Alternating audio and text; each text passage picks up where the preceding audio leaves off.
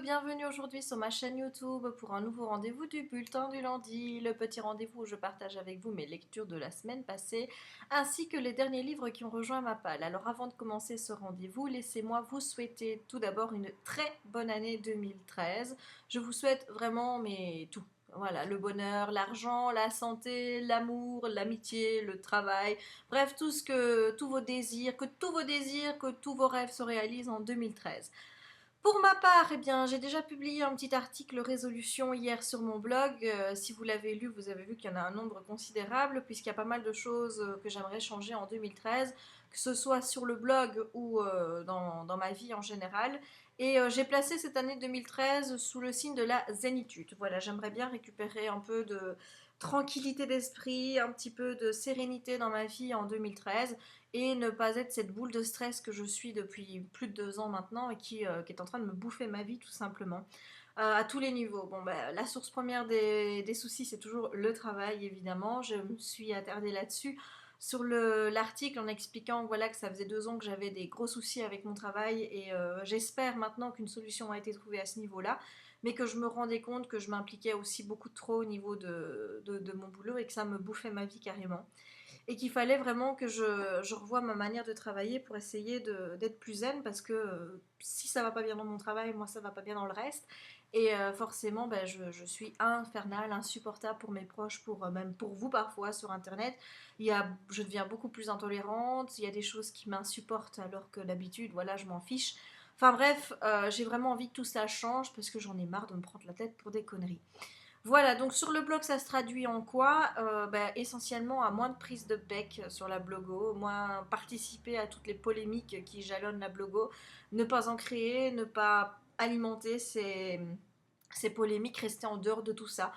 C'est vraiment tout ce que je me souhaite pour l'année 2013 parce que bah oui, forcément quand je suis stressée et que je vois qu'il y a quelque chose qui va pas, j'ai envie de rentrer dans l'art aussi. C'est un exutoire d'une certaine façon, mais c'est pas bon parce que je m'énerve encore plus et du coup il y a des gens qui se demandent un petit peu pourquoi est-ce que je réagis comme ça et j'en ai assez, voilà, j'ai envie de rester zen, j'ai envie de m'occuper de mon petit blog tranquillement, de m'occuper de mes affaires et pas de celles des autres, rester tranquillement chez moi et qu'on vienne pas m'emmerder. Surtout, moi j'aimerais bien être zen cette année, rester tranquille dans mon coin, j'irai pas vous faire chier alors venez pas m'emmerder. C'est tout ce que je vous demande. Voilà. Alors, on va commencer tout de suite maintenant mes lectures de la semaine passée. Donc vous allez voir qu'il n'y a pas grand-chose tout simplement parce que j'ai pas beaucoup lu durant la semaine écoulée. J'ai terminé un gros livre et j'en ai commencé un autre. Donc vous avez ma dernière lecture 2012 et ma première 2013. Je vais vous en parler d'ailleurs tout de suite.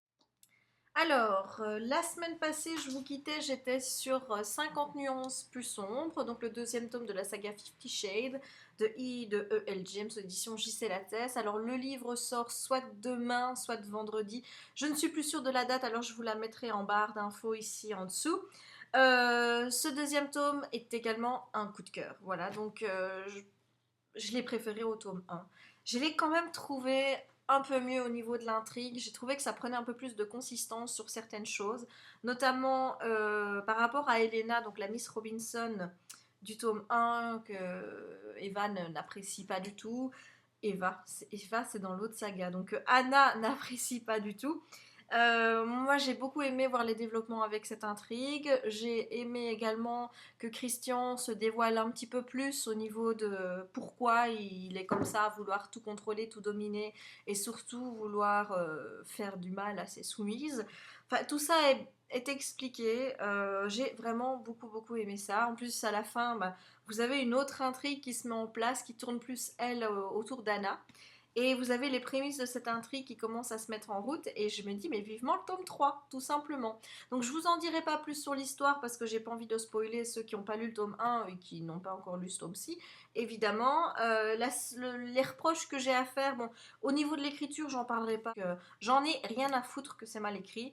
concrètement, j'avais juste envie de passer un bon moment et c'est ce qui est arrivé.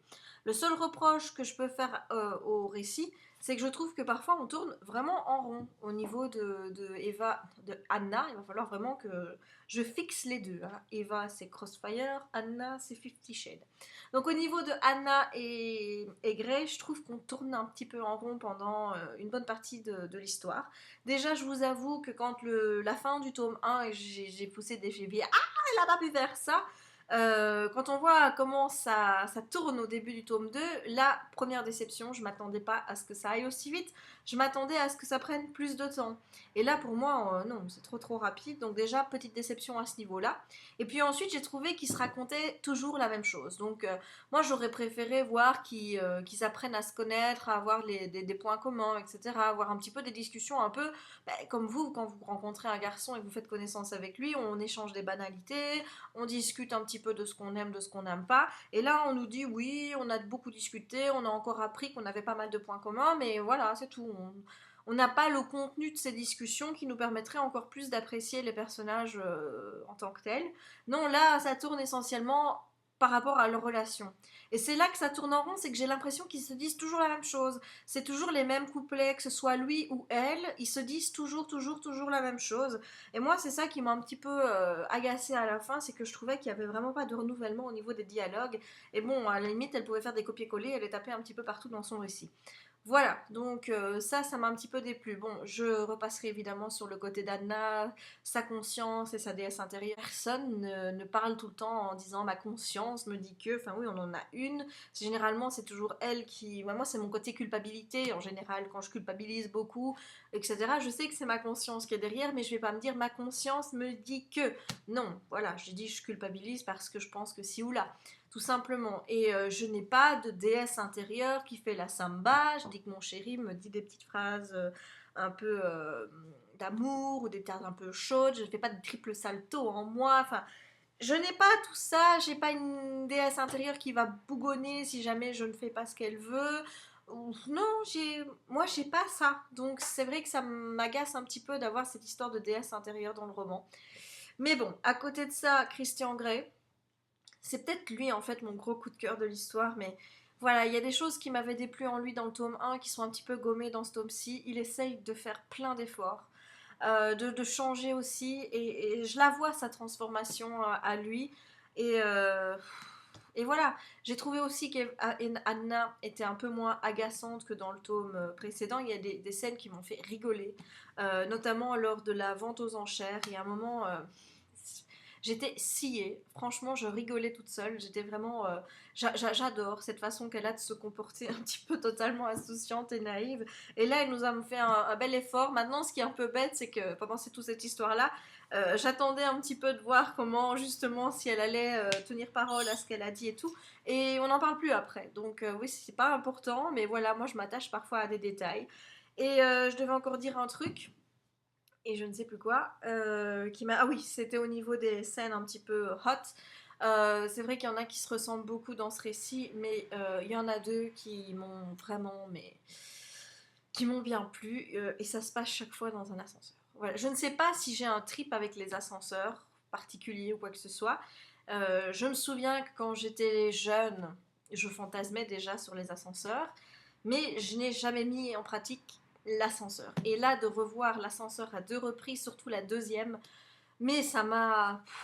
Voilà, donc ça j'ai beaucoup aimé aussi. Donc bref, même s'il y a des défauts, pour moi ça reste un coup de cœur parce que j'ai vraiment kiffé d'un bout à l'autre l'intrigue. Sauf les répétitions, voilà, il y a des choses qui se passent et qui m'ont plu, tout simplement. Voilà, donc n'hésitez pas à lire la saga pour vous faire votre opinion. Moi, je vous la recommande pas. C'est toujours très compliqué avec ce bouquin parce que ça marche ou ça marche pas, tout simplement. Et je pense que ça dépend de tout le monde. Donc, si vous avez envie, bah, allez-y. Mais moi, je vous le recommande pas perso. Alors, ça c'est donc ma dernière lecture 2012 et ma première lecture de 2013. Il s'agit de Night School, le tome 2 héritage de C.J. Dougherty, paru dans la collection R. Donc, j'avais beaucoup aimé le tome 1, forcément, puisque vous l'avez vu, je l'ai mis dans mon top 10 de mes lectures de l'année. Ça a été un coup de cœur. J'avais adoré la manière dont l'auteur nous trimballait pendant les trois quarts du livre, à ne rien nous dévoiler. On était là en train de se dire, mais qu'est-ce que c'est? On était un petit peu comme Ali, on savait rien, on nous cache des choses et j'aimais pas ça d'un côté. Mais en même temps, voilà, je tournais les pages parce que j'avais envie de savoir. Je m'attendais à quelque chose de fantastique, ça n'est pas du tout arrivé, donc déjà première surprise. Et là, eh bien, j'attends un petit peu d'en savoir plus, voir un petit peu où l'auteur va m'emmener dans ce tome. Il y avait des révélations qui étaient faites à la fin, mais coupées. Voilà, on nous apprenait le rôle d'une certaine Lucinda. Et je me suis dit, oui, on en saura plus. Et là, on en sait déjà un peu plus, mais je trouve que c'est encore très peu. Donc au niveau de l'intrigue, je ne sais pas du tout où on m'emmène. Je vous en tiendrai au courant la semaine prochaine. Alors pour ceux que ça intéresse, je vais quand même vous rappeler un peu l'histoire. Donc il s'agit de Ali qui a une adolescence très difficile, qui est vraiment infernale depuis que son frère est décédé et elle va encore se faire prendre en train de taguer dans son ancien lycée alors qu'il fait nuit, donc elle est rentrée par effraction.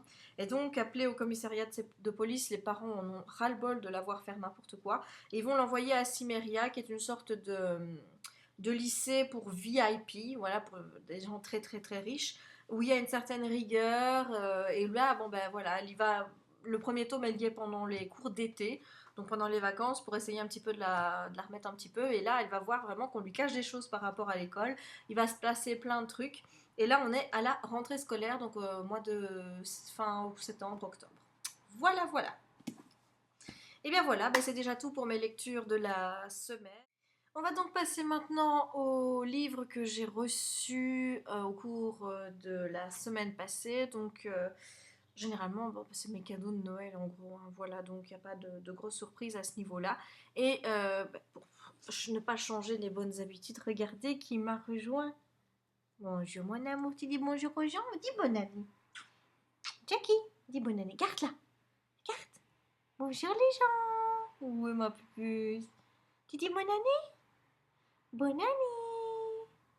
J'essayerai de me montrer encore beaucoup en 2013 parce que ma maman elle m'aime très fort et elle va me faire encore plein de bisous et elle va m'offrir plein de cadeaux et elle va me donner plein de biscuits. Ah mon bébé? Oui, on va faire ça tous les deux. Allez alors. Voilà. Non, ça ne changera pas. J'ai pris aussi la résolution d'aimer encore plus mon chien, si c'est possible de le faire, parce que bon, vous savez déjà que mon petit doudou, c'est mon petit doudou. Donc vous risquez encore de le voir souvent en 2013, et comme je l'ai dit l'autre fois, je m'en fous pour ceux qui n'aiment pas. Les cadeaux de Noël, eh bien c'est de Chéri, il s'agit de Sa main, de Cassandre F. Amarante, qui est sorti, si mes souvenirs sont bons, fin décembre aux éditions Rebelle. C'est un roman qui me tentait depuis très longtemps, et j'ai très hâte de le lire. Toujours de la part de Chéri, j'ai également reçu de Patrick Carman Dark Eden. Voilà, donc c'est chez City Edition. C'est bien ça. Voilà. Un livre qui me fait super envie aussi. Alors, également de la part de Chéri, j'ai reçu chez Black Moon Fleur de fantôme de Michel Jaff. J'aime beaucoup la couverture et là le pitch m'intéresse à mort. Donc il s'agit d'une nana qui va recevoir 100 000 dollars pour se glisser dans la peau d'une étrangère. Donc voilà, j'aime bien ces histoires-là où il y a une personne qui en remplace une autre, ça me plaît toujours. Donc j'ai hâte de lire celui-ci. Alors je regarde s'il y a encore des livres offerts par Chéri. Non, on a le compte. Alors de la part de Serette, j'ai reçu Immortel tome 3 de Kate Tiernan chez Black Moon. Voilà, donc j'ai toujours pas lu le tome 2. Mais j'ai le troisième tome, je suis parée. Je me souviens que j'ai un excellent souvenir du tome 1. Je comprends d'ailleurs pas pourquoi est-ce que j'ai pas encore lu la suite. Enfin bon, avec moi, vous savez. Et ensuite, de la part de Sorette, également le dernier tome de la saga des lunes, donc 19 lunes, de Camille Garcia et Margaret Stoll chez Black Moon. Là aussi, j'ai encore pris du retard puisque j'ai toujours pas lu 18 lunes. Et 16 lunes sort au mois de mars ou février-mars au cinéma. Et je me rends compte que j'ai un peu oublié l'histoire. Mais tout va bien, à part ça. Voilà, donc ça aussi, j'ai hâte de m'y remettre. L'auteur m'avait envoyé son bouquin et m'avait demandé de le mettre sous le sapin et de ne l'ouvrir que le 24. Donc il s'agit de Petites rencontres et méga problèmes de Emily Malbury Malburnie, paru aux éditions Chirographer. Voilà, avec une petite dédicace. Voilà. Donc là aussi, j'ai hâte de le lire pour lui donner mon avis. La reine clandestine de Philippa Gregory, aux éditions L'Archipel. J'ai également reçu La tyrannie de l'arc-en-ciel de Jasper Ford, paru chez 10-18. Et là, je vous avoue que j'ai un peu peur. Parce que je ne m'attendais pas à une telle brique. Et bon, voilà. Donc celui-là, il va vraiment falloir que je m'y mette. Parce que regardez, voilà la grosse brique. Donc ça risque de prendre du temps. Ensuite, l'auteur Cécile Landrecy m'a envoyé son roman, bien gentiment. Donc elle m'a contacté juste avant les fêtes. Et je l'ai reçu le 24, donc le lendemain de mon anniversaire. Donc il s'agit de Rose morte, tome 1, La floraison. Voilà, et c'est publié chez les éditions de L'Homme sans nom. Très jolie couverture, donc ça parle de vampires, donc forcément ça me plaît. J'ai vraiment hâte de le lire, et ce que j'ai beaucoup aimé, c'est qu'elle me l'a dédicacé. Voilà, en me souhaitant un très bon anniversaire, comme vous pouvez le voir. Et dedans, il y avait de glisser donc sa petite carte, qui est très jolie, et le marque-page de son livre. Voilà, donc celui-là, il va être lu très vite aussi. Alors ensuite, je me suis fait des cadeaux de moi à moi. Évidemment, on ne peut pas ne pas se faire des cadeaux de soi à soi. C'est logique quand même, on n'est jamais aussi bien servi que par soi-même, n'est-ce pas? Donc je me suis acheté 5 poches pour Noël. Donc je me suis pris le tome 2 de Démonica, donc Désir déchaîné de Larissa Ion chez Milady. Voilà, je me suis également pris le tome 3. J'ai toujours pas lu la saga, donc j'espère vraiment qu'elle me plaira, sinon on me blague déjà avec le tome 3. Donc Passion déchaînée, toujours de Larissa Ion et toujours chez Milady. Et puis je me suis pris des romances. Donc tout d'abord dans la collection Promesse de J'ai lu pour elle, donc Virgin River. Donc il s'agit des Chroniques de Virgin River, tome 1, Virgin River de Robin Kerr. Voilà, je suis moins fan de ce roman que des autres parce qu'on est encore dans le rigide. Et j'aime pas les poches rigides. Maintenant qu'on m'habitue à des poches souples, je supporte plus d'avoir ce genre de poche tout rigide. Avis aux éditeurs, ne faites plus ça parce que quoi. Alors ensuite, là on est dans le poche souple. Aventure et passion, donc toujours chez J'ai lu pour elle. Au 12e coup de minuit, donc il était une fois Il était une fois tome 1 au 12e coup de minuit de Elisa James. Alors là, je suis folle de la couverture. Je trouve la robe magnifique.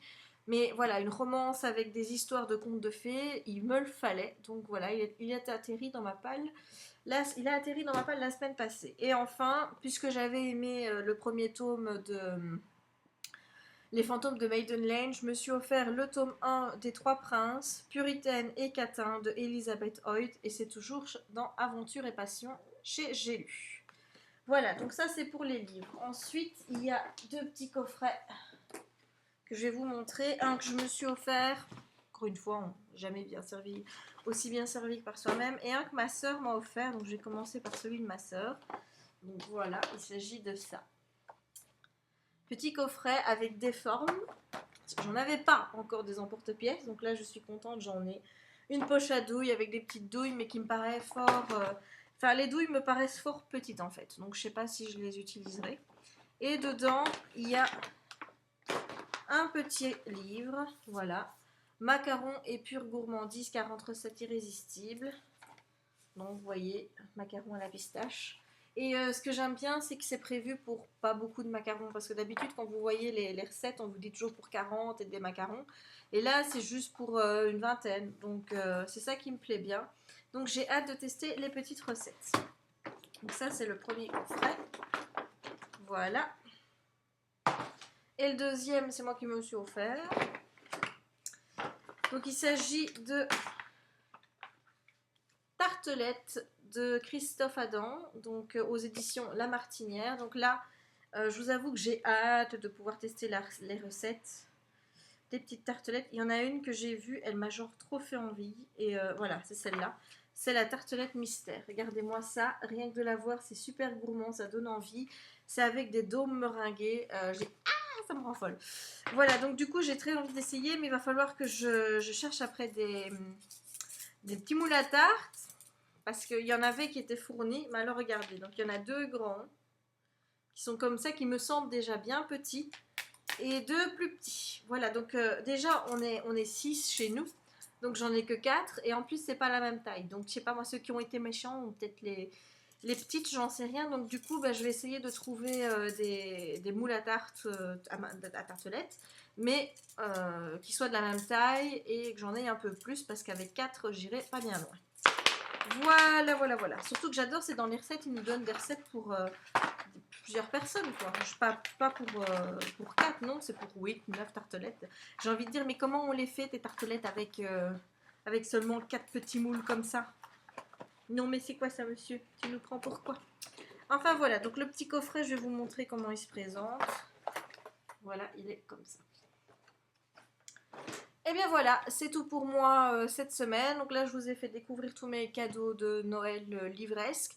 Il y a eu d'autres petites choses parce que j'ai pas demandé que des livres cette année. J'ai eu mon robot, mais ça, vous le savez déjà, je vous en ai déjà parlé, puisque je l'ai déjà utilisé avant les fêtes et que j'en suis complètement folle.